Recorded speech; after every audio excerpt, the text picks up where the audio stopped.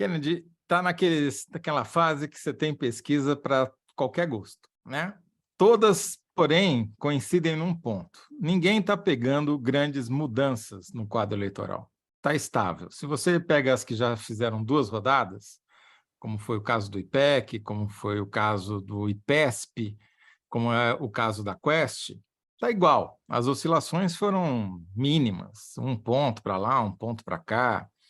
E quando você pega o agregado, também dependendo de como você agrega, você pode mostrar estabilidade, um afunilamento ou até uma ampliação. Então, eu acho que, olhando todas,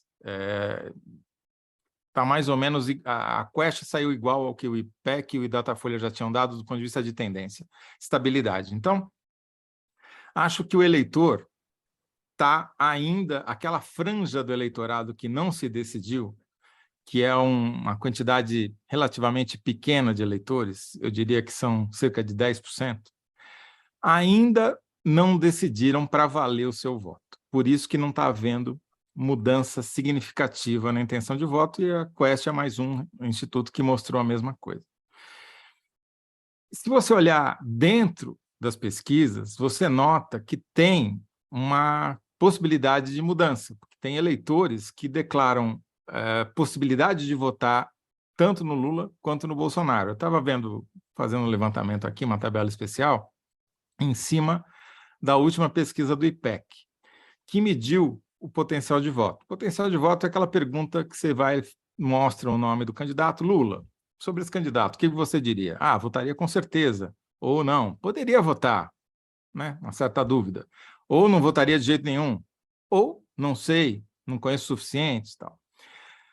Se a gente pega o potencial de voto do Lula, 10% dos eleitores que potencialmente votariam no Lula também votariam no Bolsonaro.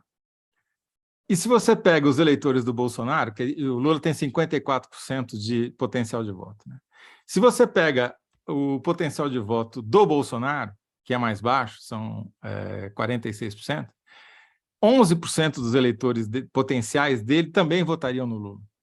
Então, isso mostra 2 coisas. Primeiro, que a eleição está aberta, porque tanto se um migrar para um lado, se todos esses 10% aí migrassem para o Bolsonaro, do Lula migrassem para o Bolsonaro, viraria eleição, porque dá 5 pontos do total de eleitores, né? E a mesma coisa, se migrassem todos do Bolsonaro para o Lula, acabaria a eleição antecipadamente, porque abriria uma vantagem tão grande que o Bolsonaro não conseguiria mais sobrepor. Então, para mim, a eleição está aberta, o cenário de fundo é uma melhora da avaliação do governo, continua melhorando, é uma melhora paulatina, mas o Lula continua sendo o favorito. Em todas as pesquisas, mesmo naquelas que mais favorecem o Bolsonaro, que são as pesquisas telefônicas, ainda tem uma vantagem para o Lula. Algumas no limite da margem de erro, mas o Lula aparece na frente em todas. Só que eu acho que, à medida que esse eleitor, essa franja do eleitorado, que ainda está meio em cima do muro, que é meio volúvel, se decidir, e isso tende a acontecer mais para frente, só na última semana, aí a gente vai começar a ver mudanças e talvez, como eu tenho apostado e dito desde o começo, uma aproximação entre os 2 candidatos.